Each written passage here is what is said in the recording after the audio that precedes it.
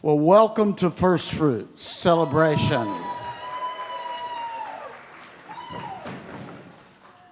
The Lord is so doing something with all of us. Yesterday, the Lord had me come up here yesterday afternoon and late at sundownish type and time and spend an hour in the garden, an hour up here praying. Really, I want you to really look at this front up here. Let's thank God for the team that puts this together for us. I mean, the hand of mercy. Look at somebody and say, I need that hand.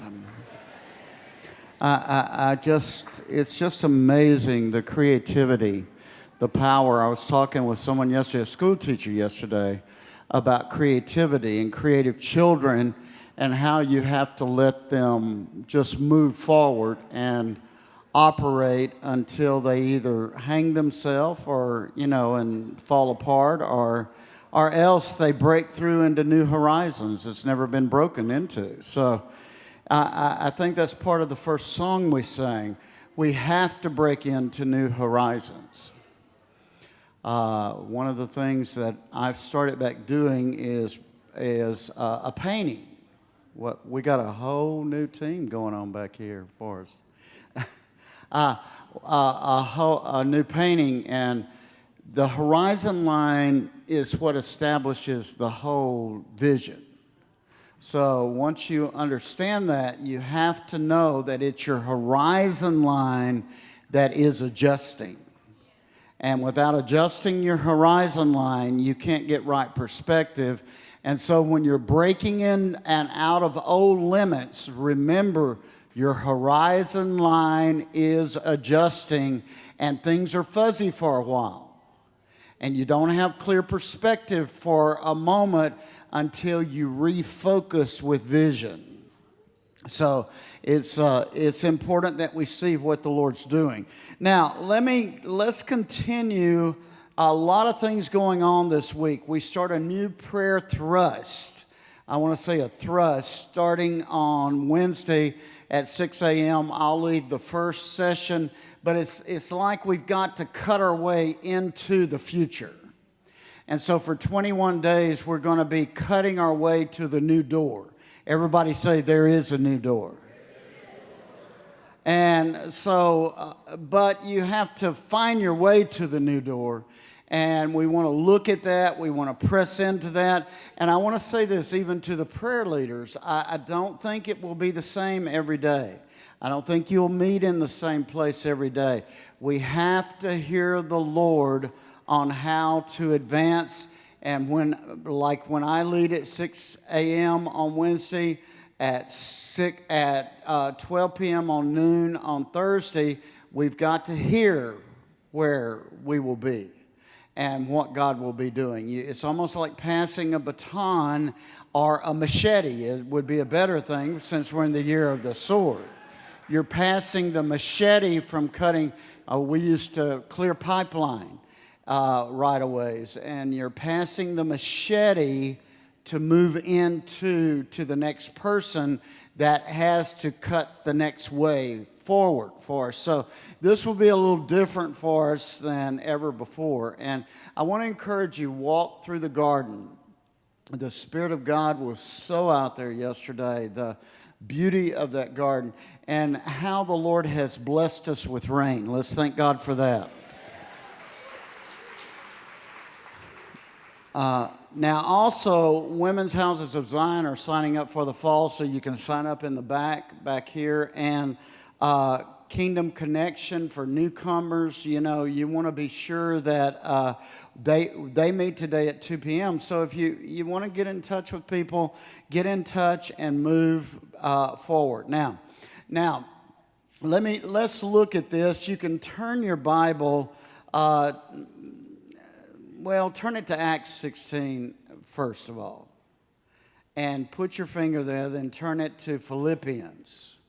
I think this is where the Lord's had me the last week, and it's very key for us to understand it as we move into the new place we're in.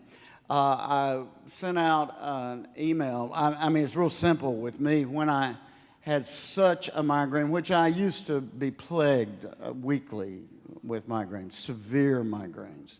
Growing up, I can remember the first one I ever had was 8 years old. And it was just nightmarish. And I was a high achiever, and then these migraines would come, and it was really a plague. And then the Lord started healing me. One day at the office, I had a job, and I would go from sometimes 6 in the morning to 9 at night. And the Lord, I was at work, and I got down under my desk, and I said, Lord, you got to do something. I can't keep going like this. And the Lord spoke to me. Now, I want to say this to you. The Lord will tell you the one thing, whatever situation you're in, no matter what it is, don't overcomplicate the mess you're in. He will tell you one thing to do. I was on heart medicine. I was on taking 8 codeine capsules a day and working, in a creative, pioneering dimension with the oil companies. And the Lord just said one thing: don't take anything else. Well, after you've done that for years in your life, once you know God's voice, you just obey. And I knew what that meant for me on the next 3 days. I knew what I would go through the next 3 days. But all I had to do was obey. So anytime I get a migraine, I know I'm at a place where the Lord is trying to do something in me, and all he said to me was, Shabbat is good. And I said, please forgive me for the last 3 weeks, not Shabbating. There's Robert and I wrote a chapter in Time to Prosper, and then Pam wrote an incredible chapter in The Rewards of Simplicity on Shabbat. And Shabbat is good. We probably need a whole book on that, Robert. Shabbat is good. Now, Robert, and I don't know anybody that Shabbat's better than Robert. Pam does pretty good on Friday night. And if she doesn't, it's like you let a bear out of a cage all week. So, you have to know, you've got to find your Shabbat. So it was like last week I had to find my Shabbat back with the Lord. And a lot of times when you get messed up, you have to find your Shabbat back. And it's not some legalistic thing you do. You have to find Shabbat in your life. That means rest to break the cycle of warfare you've been pressing through in. And so it has been an interesting week. And then on Tuesday, I'm not one, people think because I'm wild and expressive that I'm very little emotion about me and all of that. And so unless the Lord touches me, I'm really just doing what he has asked me to do. And Tuesday we were going out to see our granddaughters before they started back to school, and Tuesday afternoon after work here, and the Lord all of a sudden just fell on me. In the truck. Pam was driving, thank God. And the Lord just fell on me for 3 hours. It was just amazing. Even my wife just said, the presence of God is so strong on you. And the Lord just wanted to say some things and do some things. And I want to share a few things with you today that I saw. He reminded me of a glory realm I had been in. And he showed me a glory realm I had never gotten to. So there's 2 dimensions you're operating in here. He's reminding, but then he's revealing. Write those 2 words down.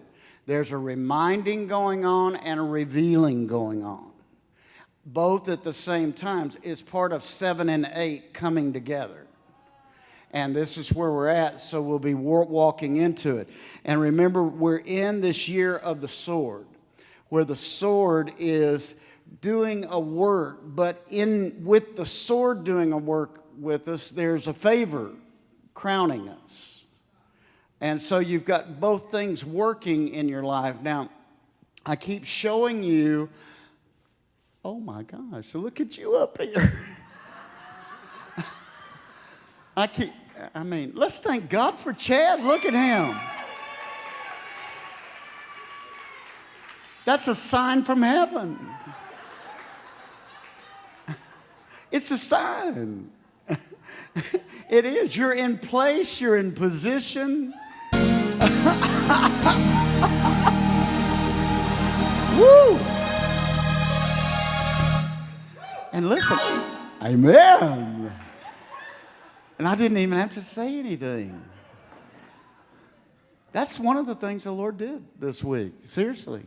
He said, you're not going to tell people anymore. It was what Leanne just started the song with. He said, if they don't have it by now, it's sort of like Jesus with the disciples when Lazarus died. How long will you be with me? If certain people don't have it by now, they ain't going to get it. We need to move on to a different group. Now, and so it's just I don't want to be left behind. So. Take the limits off. Take the limits off. Tell somebody, take the limits off. Now, notice the dichotomy I'm helping us with here, where he's reminding and revealing. He's cutting loose and crowning at the same time. It's a dichotomy, and it makes it very difficult for the people of God to get into this dichotomy that is going on around them, because it's not an easy place, because you're going through a hard process with a whole glorious thing happening.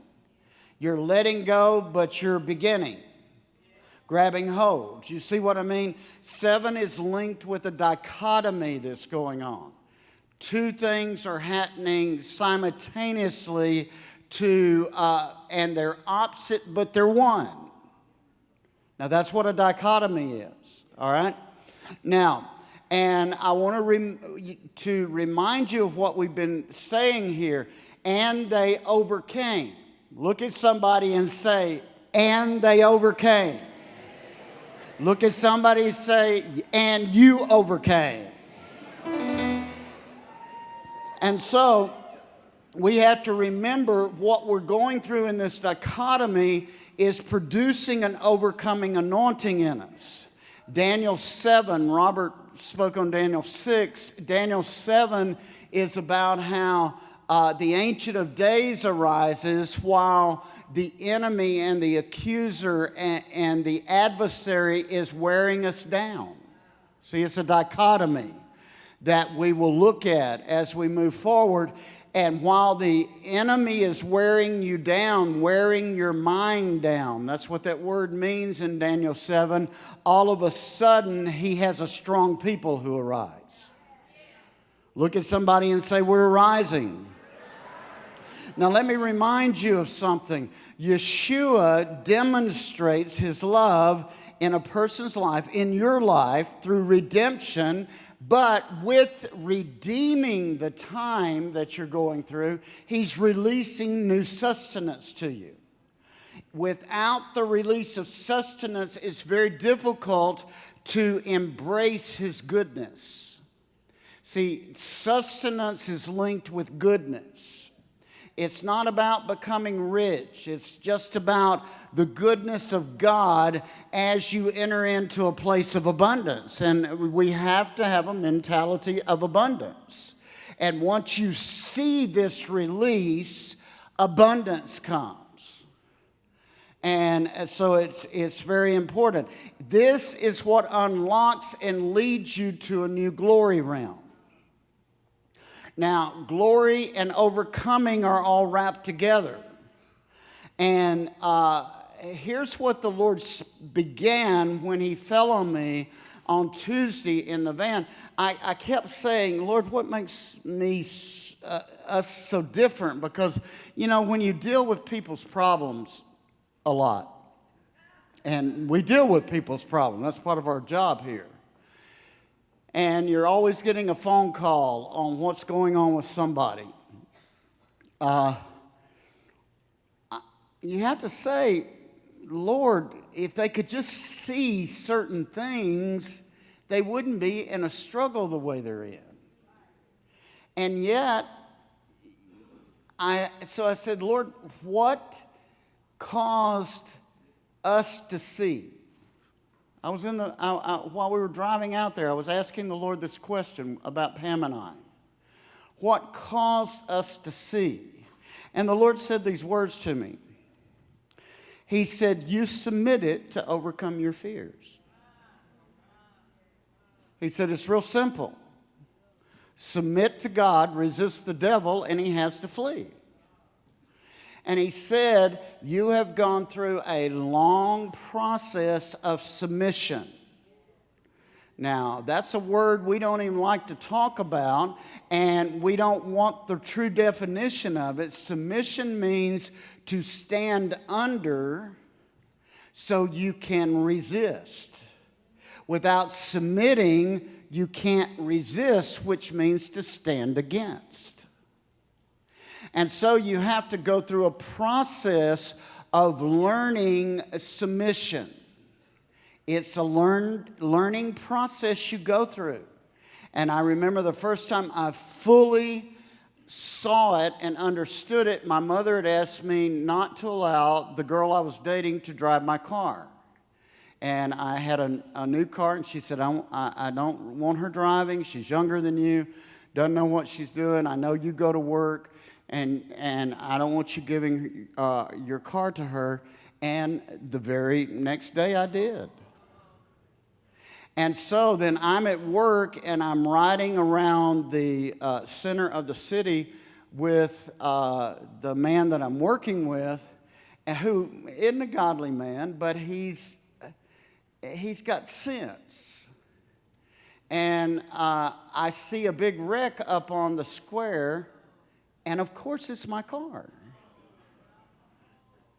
And I said, oh my Lord. And the guy looked at me and said, son, there's somebody upstairs trying to get your attention. And unless you submit to what is trying to happen in your life, you're going to have lots of hard struggles ahead. And I knew right then there was something I didn't get. Well, I just had to go through the whole process of learning about submission. And with that, it began a process in my life. And I can't say I was ever a big rebellious type. I wasn't that type. I just thought I knew better at times. That's rebellion. When you think you know better at times and you're not aligned properly. Now, hear what I'm saying to you. When you think you know better at times, it doesn't look like rebellion, because I was a straight-A student. I tried to do everything that I was supposed to do. I worked from the time I was 14. You know, you just think you know better. But that's not submission. And so,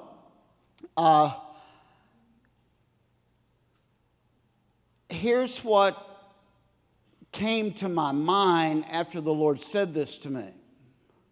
It was a verse in Colossians. It was a verse out of Timothy. The Lord began to put them together. And you know, in Timothy was a wonderful fellow.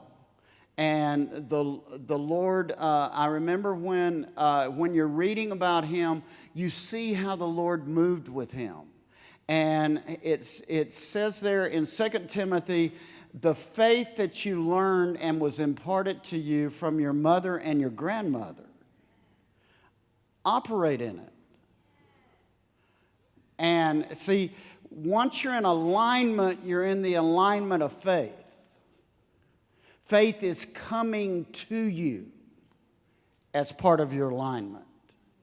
And then he said this to me, and then remember it says, for God didn't give you, it's a strange verse sort of, because God didn't give you a spirit of fear, but of power and love and a sound mind. Anytime you act unsound, fear is the root. You have to remember that. Anytime you make unwise decisions, fear is the root. Anytime weakness is ruling you, there's a root of fear somewhere in it. And I'm not talking about the process of life, because I've watched people on their deathbed be so strong you can barely breathe when you walk in the room. I'm not talking about physical strength here. And so Colossians says this, beware that no one distracts you or intimidates you, same word used there, in their attempt to lead you away from the anointed one's fullness. And after that situation, I went through 3 hard months, and then God visited me. And I can honestly say, from 18 on, I have not allowed others to distract me from what God is wanting me to experience in Him. Now here, that's the key. You can't let distractions remove you from the plan of fullness that He has for you. So there's this alignment that produces single-mindedness. And most things that happen to us is out of double-mindedness. And so I sent out that little thing about when I was sending out the emailer this week, and I shared that about fear. And Penny Jackson said it was really interesting when I read that. She texted me and she said, this happened to us. We all came back to school. And let's thank God for our teachers. They're missionaries. Thank God for them. Such incredible missionaries. And she said, we came back to school and all the teachers were doing this big demonstration and like field day for the students at the school she's in Houston. And she said, one teacher said, I have a fear of doing this because I don't want to mess up. I don't think I'll do it well. And she said what came out of her mouth was, never miss a chance or an opportunity to walk through your fear. In other words, when fear comes on you, that's an opportunity for you to go through.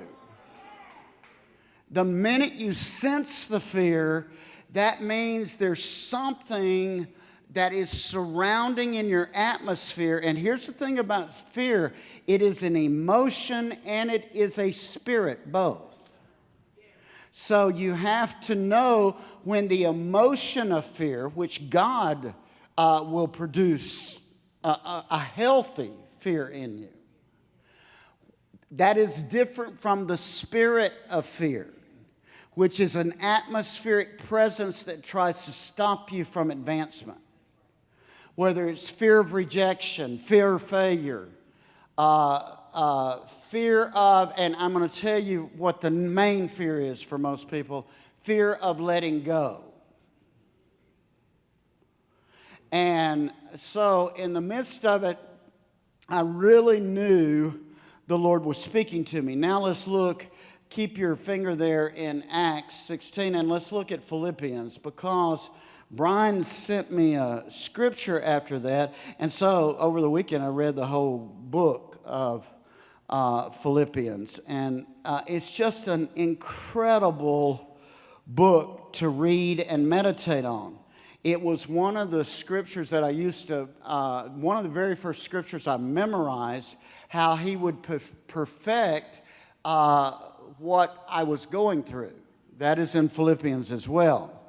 And here in chapter 4, this really spoke to me. And Brian was reading the Passion Bible, and let me read this to you. Because Paul is writing the Philippians, and he's writing them from jail. All right? For even though you have so little, you still continue to help me at every opportunity. Verse 11, I'm not telling you this because I need money, for I've learned to be satisfied and undisturbed in any circumstance. Now just hear these words and weigh these words against what you're going through.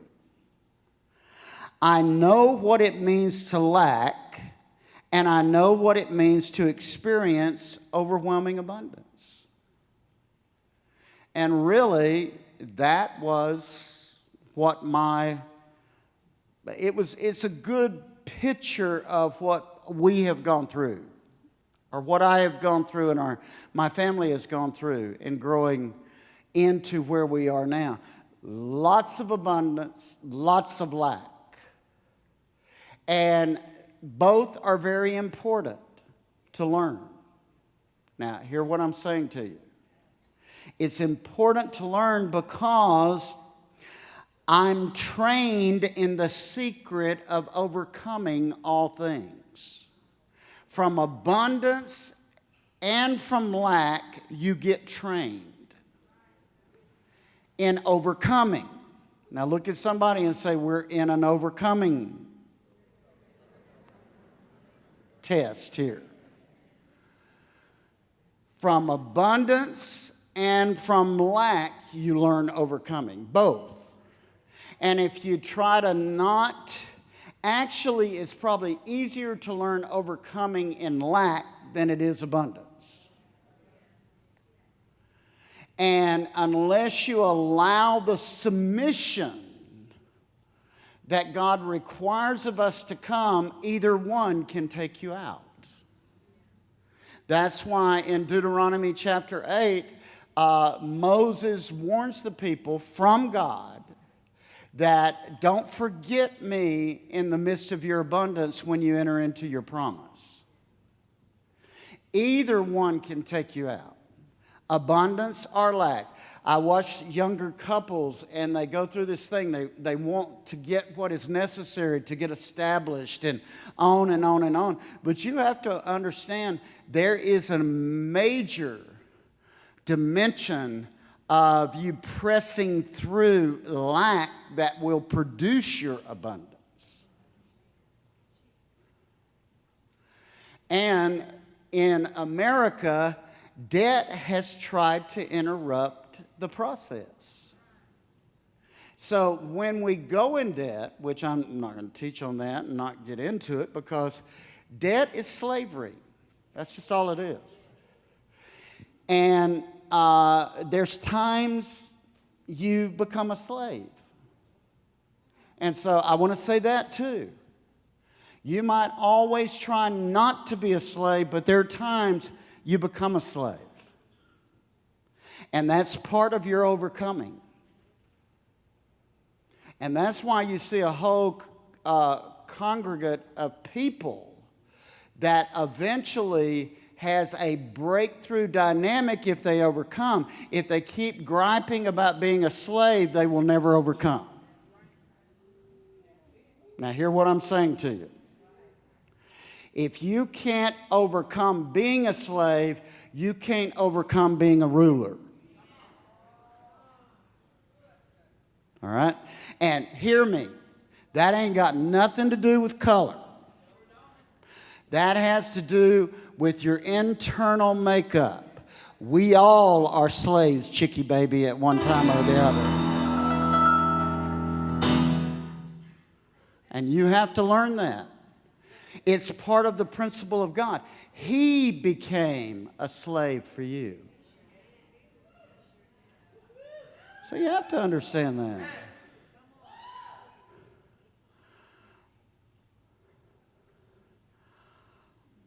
I mean, anybody can look at Chad and say I don't treat him like a slave. He's spoiled. But in the process, He has to learn how to submit and serve. If he doesn't, I have to find somebody else who learns how to submit and serve. Isn't that right? It's just real simple. And you have to understand how you're going through this process, and it's all working together for your good to produce overcoming in you.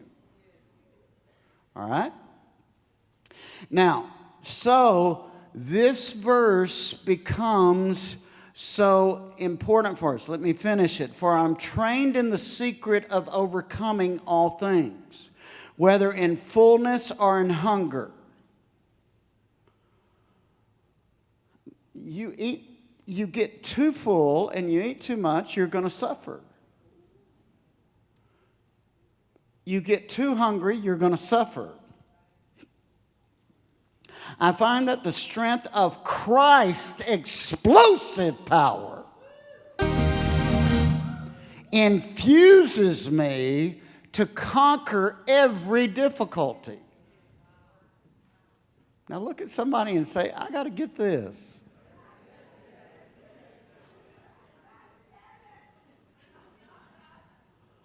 I mean, you just have to get it. And so let me show you 3 keys to overcoming that is in this book of Philippians. And you have to remember, Paul is writing this from jail. Now you're back over in Acts 16.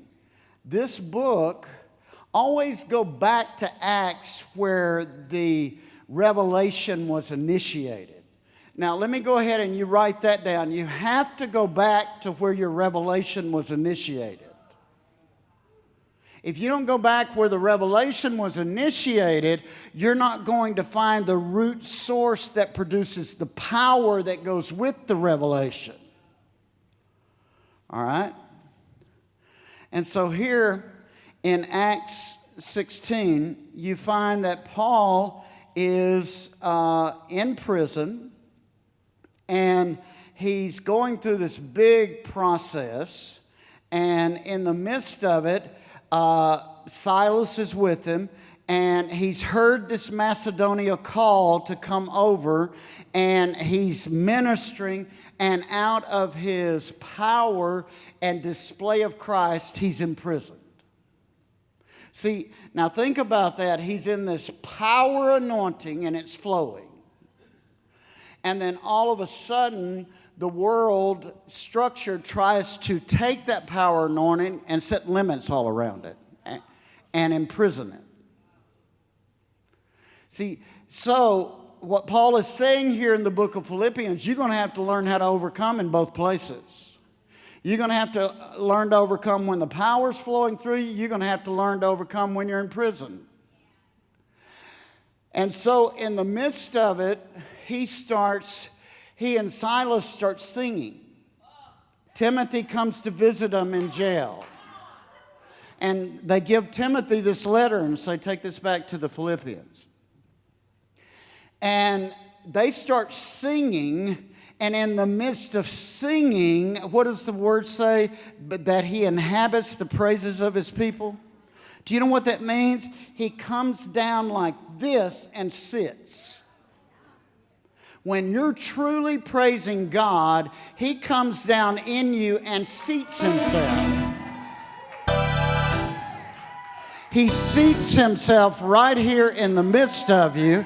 And once he's seated, he rules.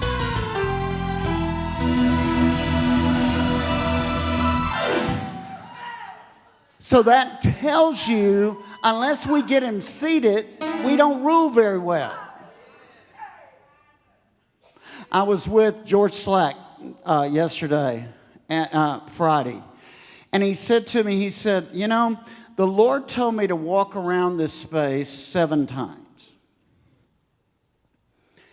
And he was telling me this story, and he said, and I only walked around it 3 times, and then I had Daniel Reynos walk around it 3 times.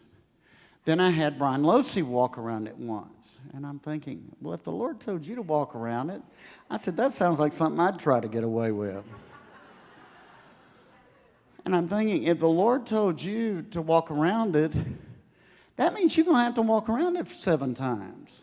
You're not going to delegate what the Lord told you to accomplish. But I didn't say anything. I didn't want to be ugly because we were going to be together the next 3 hours, you know. I try to time my hatefulness. You know what I mean?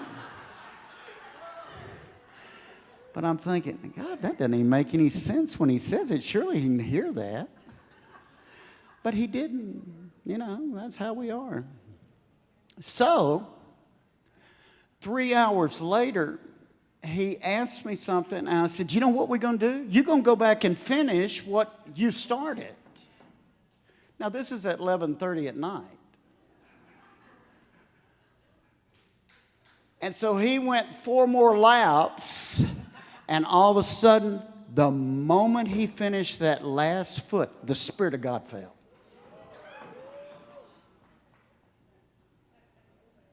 I mean, the Spirit of God fell.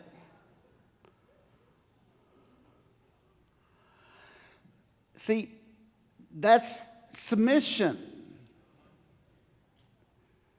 That's how submission works. Hell had to leave. Hell didn't have to leave after 3 laps. Hell didn't have to leave after Daniel walked around it because God didn't tell Daniel to walk around it. When George finished the 7th lap, hell left.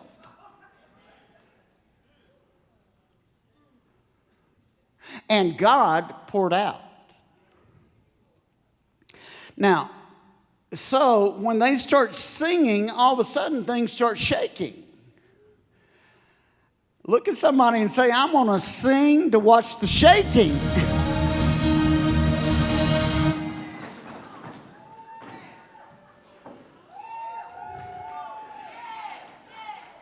And I actually think, and it doesn't matter where you sing, God knows whether you're praising or not. You might not can sing very well, but you can find a way to praise. He inhabits your praises. You can figure out how to get him in. And so that's why Philippians so ministers to us. Now there's 3 keys in Philippians we want to grab hold of this morning. Here's the first one, that when you read the whole book, Paul is saying, the good news must lead us to submission to Yeshua as Lord of our lives. See, there has to come a point where he's Lord. Until he is Lord and you're not Lord. It doesn't matter how religious you are, you haven't submitted. You have to always ask him in every situation, am I allowing you to be Lord in this situation? Shabbat is good. I just said, oh Lord, I'm sick, this headache's so bad. He said, Shabbat is good. My choice. He knows. He will show you what to submit to. You just keep on going. You just go this weekend. It's up to you. And your headache will get worse. You see how it works? And don't let somebody else define submission. Don't allow somebody else to find Shabbat for you. You have to know what produces rest in you.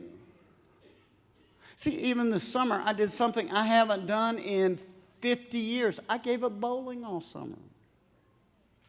Well, bowling is a Shabbat in my life. And I thought, well, I'm just too busy. I can't commit. I'm just going to keep going. You see, don't let someone else define your Shabbat. All All right? I tried to make Pam Shabbat with me one time at the bowling alley. I created a whole league I was over the corporate league in Houston with all the companies.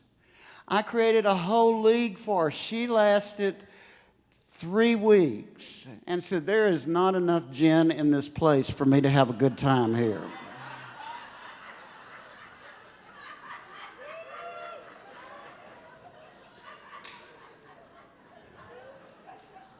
That was not her Shabbat. Shabbat is her spending time at home reading on Friday. See, you have to know what your Shabbat is. Now, here's the second thing. In your overcoming, your conduct has to shift. You can't act like a fool and overcome. Tell somebody, I know he's now talking to you. You can't. You can't act like a fool and think you're going to overcome the next day. Now, has anybody ever done that and the next morning they wake up and they say, oh, that was so much fun last night, I never want to do it again? See, your conduct has to reflect lordship. Now, this is what removes legalism off of us. No matter where I'm at, no matter where you work, no matter where you walk, no matter where you worship, your conduct has to reflect lordship.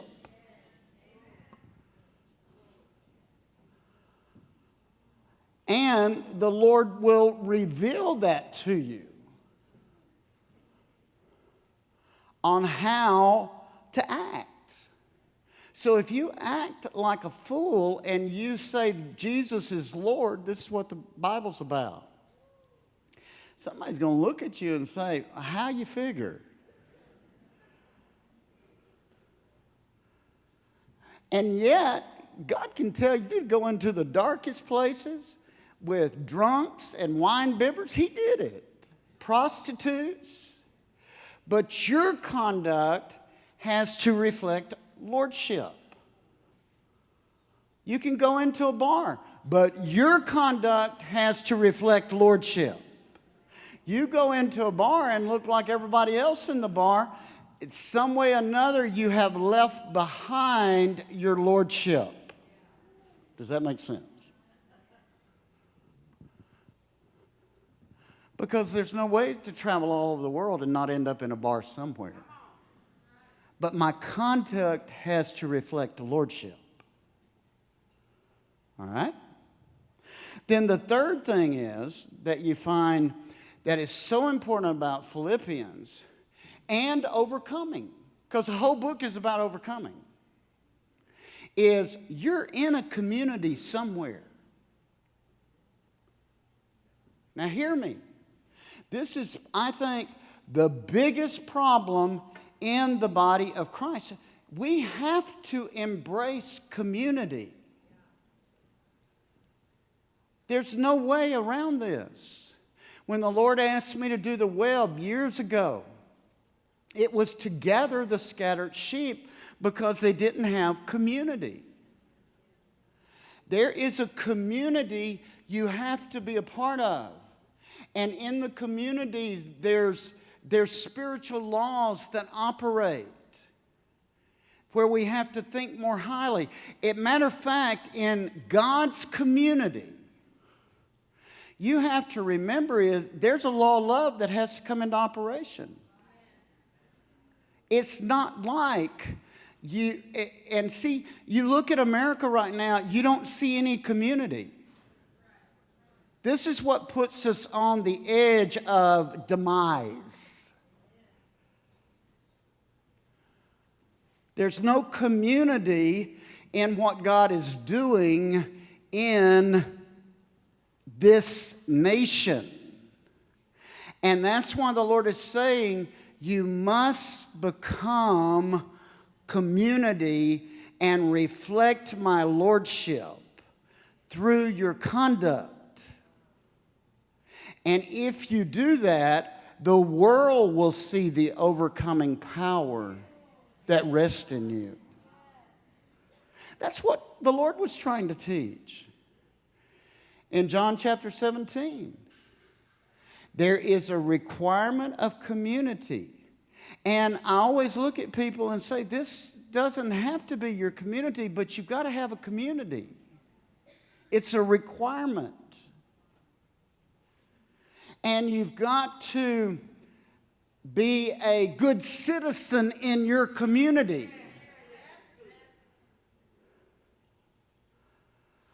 We can't have all divas in one community.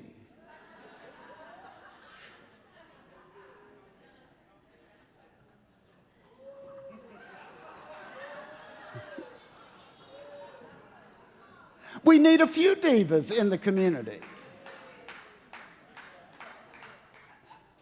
But we don't need all divas.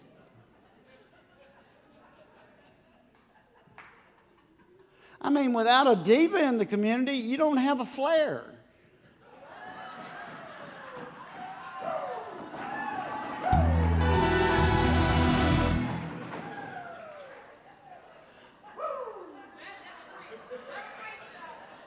Pam and I went to get glasses. You know, we had to do all that stuff last week. And we went to get glasses, and she is not a diva. And I'm looking for blue glasses, and the lady said, blue? And I said, I got a flare.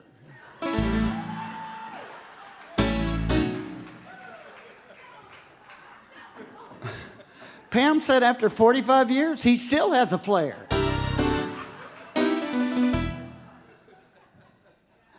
But it provokes us. Linda, when we first got to know each other so well, she wouldn't mind me saying this, Linda was so submitted in outward appearance to the Lord. Head covering. And finally, it was Keith or me, one that said, the blonder your hair gets, the better we'll be off. In other words, let's make a little shift to look like the community now. Let's thank God how beautiful Linda is now. Robert paid me off for month after month.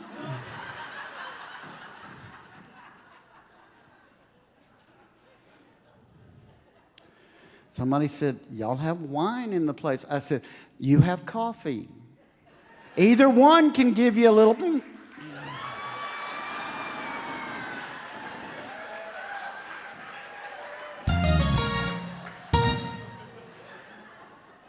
But if you can't, your conduct is what reflects short lordship.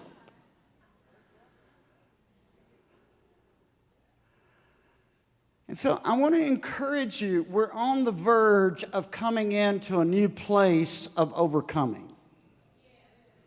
And God's changing us all. And it's good. Look at somebody and say, it's good what you're going through.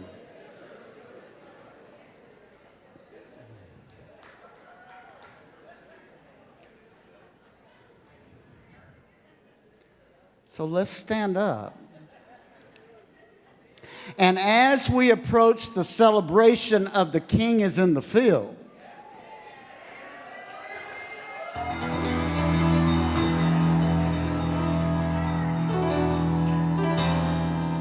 we're taking off the limits, but we're still going to reflect lordship. Look at somebody and say, you are moving forward this week.